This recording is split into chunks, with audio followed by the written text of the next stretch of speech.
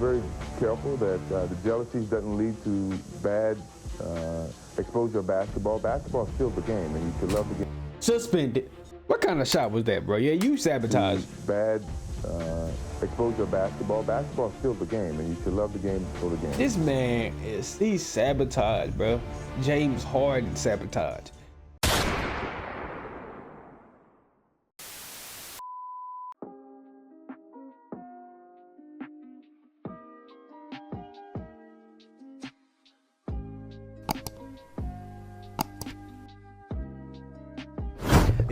Yo, what it is, what it ain't, YouTube. This your boy MJT coming at you with another banger video, man. Let's get it, let's go. Yes sirski, man. In today's video, I want to talk about your boy Jimmy Butler. Now, if you don't know what's going on with Jimmy Butler he requested a trade out of the Miami Heat organization. He wants to go to the Phoenix Suns. He wants to go to the Phoenix Suns so bad that he wore Phoenix Suns expired shoes. And then after that, the Miami Heat suspended him for 2 more games. At first, he got suspended for at least 7 games before that. And then him and Pat Riley got into it.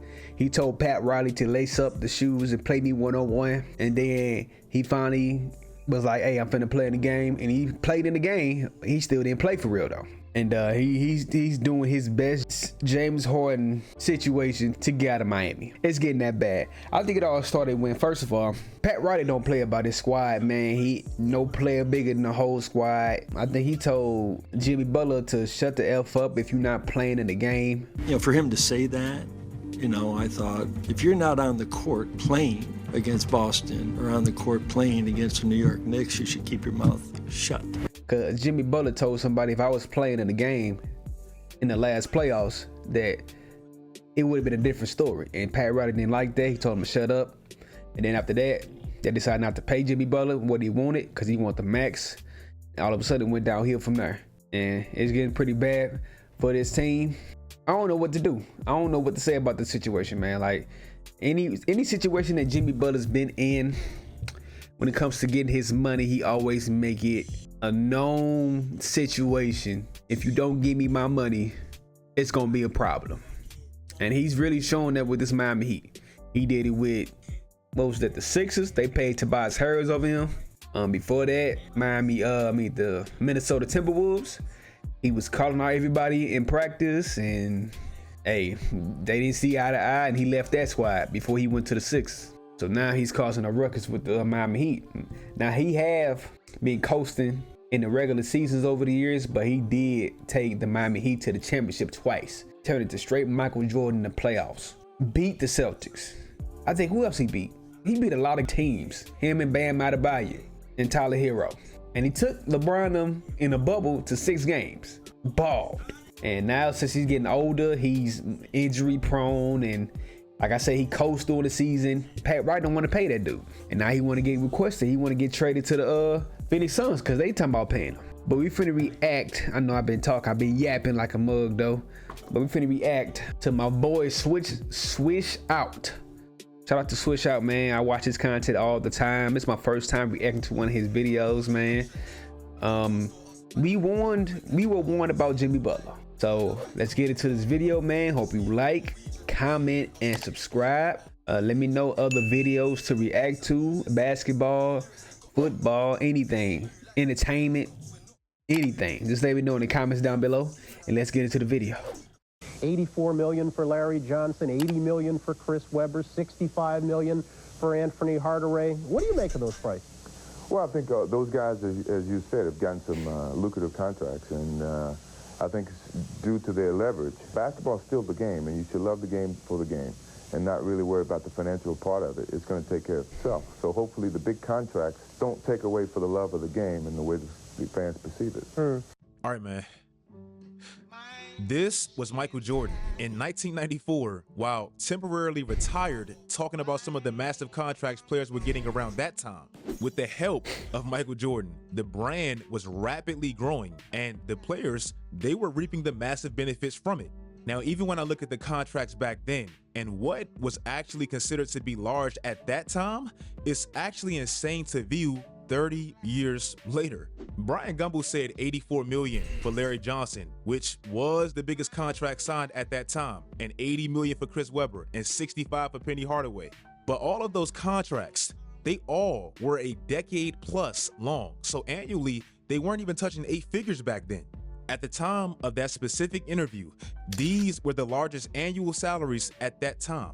It seems like back then, boy, it's way different now, boy. That boy David Robinson had the most money out of everybody in the NBA with $5.7 million a year. He was making like $60 million a year.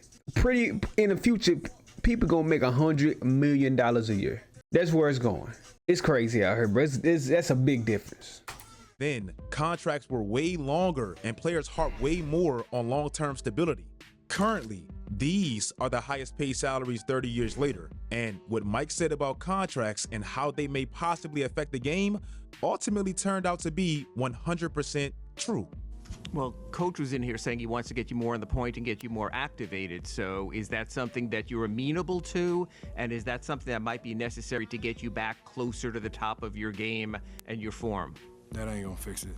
What will fix it? What do you want to see happen to fix it? What do I want to see happen? I want to see me get my joy back from playing basketball. Things didn't work out. I wanted to get paid. They weren't talking. So, you know, it is what it is. Now you move on. Now, someone can easily say, well, Michael Jordan wouldn't understand because he was spoiled financially being the best player in the world. And, well, they would be right.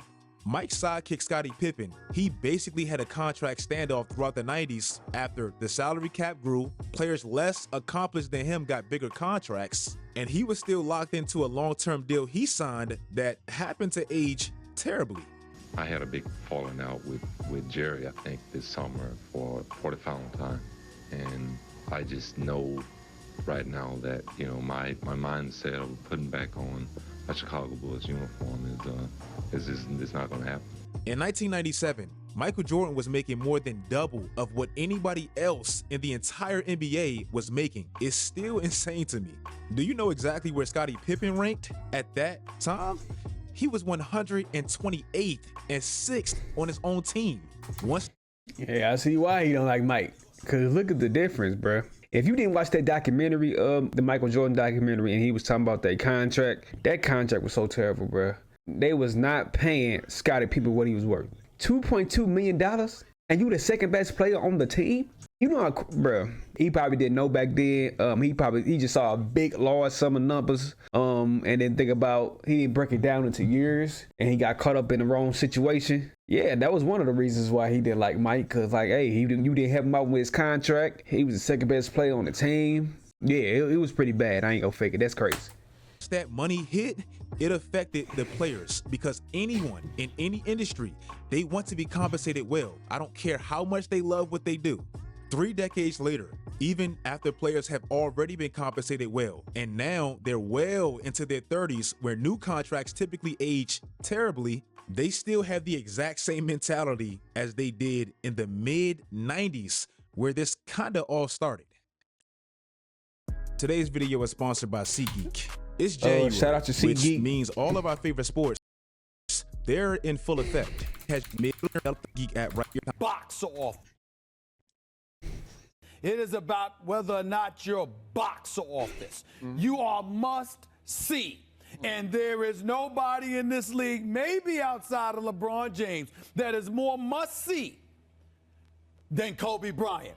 Reportedly over the summer, Jimmy Butler wanted a 2-year contract extension, and this seems to be where the issue lies between he and Pat Riley. Now, Jimmy is definitely an older player, and he also hasn't even been the healthiest player, and he always seems to coast through the regular season. But in the playoffs, where it matters most, that's where... What? Did y'all see that play? Nigga, you wide open. And he also hasn't even been the healthiest player, and he always seems to coast through the regular season. Nigga, you sabotage. You definitely sabotaging. You got a wide open lane. Unless, okay, let me take that back. Unless it's at the end of the game and you need a 3. If you need a 3, then I understand. But this look crazy. This look crazy, bro. But in the playoffs, where it matters most, that's where Jimmy Butler really has his leverage. Nobody has really been more reliable or more of a playoff riser in that span since Jimmy Butler put on that jersey 5 years ago. Again, that's really where Jimmy has his leverage. I make your team dangerous when it counts. In fact, since Jimmy Butler joined the Miami Heat 5 years ago, these are the stars with the most playoff wins in that span. Jimmy Butler is top 5 on that list, and he's the only one without a championship. Yes, he misses playoff games, but when he plays, his team for the most part wins, even when they're not the most talented. These are the NBA stars with the highest win percentage in that span. And yes, again, Jimmy's in that top 5, and he's the only one without a championship. To me, that speaks more about what's been around Jimmy Butler, and to me, that highlights his greatness. His teams always seem to be an overachieving team with a great coach, one special player around that time, and a massive talent disadvantage. That goes on Pat Riley. Pat Riley hasn't really been able to develop that roster well enough to actually give Jimmy Butler a chance to win a championship, and he should be held accountable for that. 3 conference finals appearances, 2 NBA finals, 1 #1 seed, and his best running mate has been streaky Bam and Tyler Hero. And the best pickup has been Kyle Lowry and Terry Rozier. That's insane.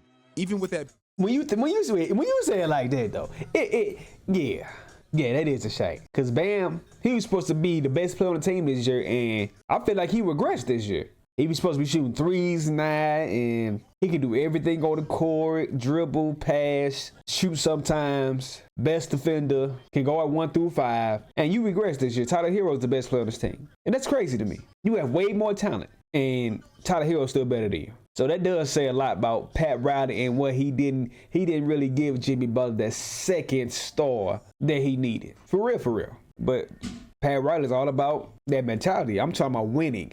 And hey, he carried y'all, even though he coasted in the regular season. Like I said, he carried y'all through the playoffs. And he was the best player in both of those playoffs that he carried y'all to the championship. I see both sides. He deserved his money because he's been through so much with this team, but he has been getting hurt and he doesn't take the regular season seriously. I see both sides. Being the case, Pat Riley not wanting to give Jimmy Butler any more max dollars than he has to, it does make perfect sense, and this year proves it. I played you a video of Vintage First Take talking about Kobe Bryant and how at the tail end of his career, he was beginning to get that narrative of being overpaid. Some people thought Kobe always taking the max and as much money as he possibly could was actually sabotaging that team. And ironically enough, his situation contractually as he got older was very similar to Jimmy Butler now. In 2010, right before he won his final NBA championship, Kobe signed a 3-year extension, making him the highest paid player in the league in that span. In 2021, 1 year after Jimmy Butler dragged Miami to the NBA Finals, surprisingly, he signed a 4-year contract extension, the deal he's currently on. In 2013, after Kobe's contract was up, the Lakers gave him 1 more 2-year max deal, making him the highest paid player in that span again. Kobe Bryant at that time was 35 years old. Jimmy Butler over the summer wanted another 2-year contract extension, and right now, he's 35 years old.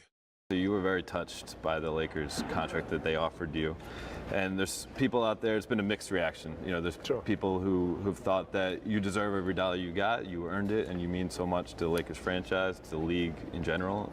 There's people who said that this might put the Lakers in a tough position to be able to field a contender. What do you say to the doubters? We sat down and discussed this. I mean, this is something that was important to me, is being able to find the balance of something that's fair from a business perspective as well as winning. Now, First Take was having that topic in the first place because the Lakers repeatedly made Kobe the highest paid player, yet their team was steadily declining. In fact, if you look at the Lakers' seasons by year with Kobe on those 2 massive contracts, their winning percentile went down every single year. After he signed that last contract at 35, he immediately tore his Achilles, and his career from there was basically a celebratory thing. But Stephen A, in that clip I played you, he said something to me that really stood out. He emphasized how important it is to be box office when getting these max deals. And he said Kobe's the most box office player in the league outside of maybe outside of LeBron James.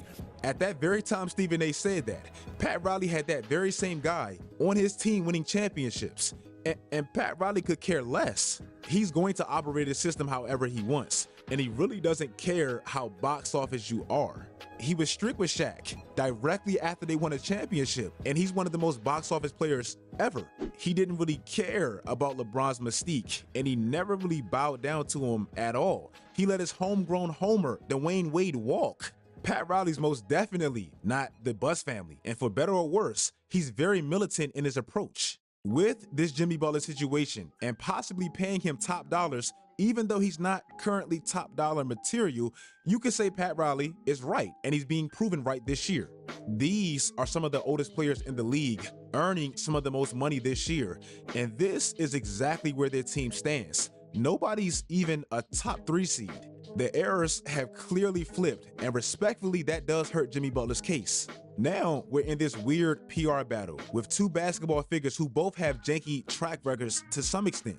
It seems like Jimmy Butler has been a little problematic wherever he's been, and Pat Riley clearly rubs all of his stars the wrong way at some point.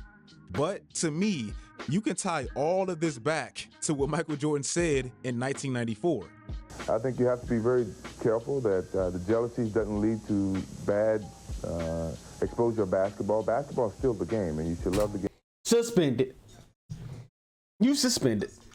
What kind of shot was that, bro? Yeah, you sabotaged. Bad exposure of basketball. Basketball is still the game, and you should love the game for the game. This man he's sabotaged, bro. James Harden sabotage. James Harden got fat just to get traded out the damn Houston Rockets team.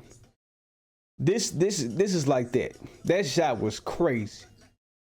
And not really worry about the financial part of it. It's going to take care of itself. So hopefully the big contracts don't take away for the love of the game and the way the fans perceive it. If you guys like this video, I'm just ready for this Jimmy Butler saga to be over. Tell me in the comment section exactly what you feel about the situation. Miami Heat fans, I'm sorry. Follow my social media sites, turn on post notifications. What y'all think, bro? This situation is getting crazy, bro. I ain't gonna lie to you. Jimmy, I guess you gotta do what you gotta do, bro. Because the Phoenix said they gonna pay you if you go to the team. But I don't know how that's gonna happen. We gonna see. And you know Bradley Beal got a no trade clause because you know they trying to trade him too. So I don't know how y'all gonna pull this off. We gonna see, man. We gonna see. But yeah, sir, this is the end of the video, man. Hope you like, comment, and subscribe. Comment down below stuff that you want me to react to. Turn on post notifications to be alerted when I post new videos. I appreciate y'all. I love y'all. I'm gonna see y'all next time. Peace.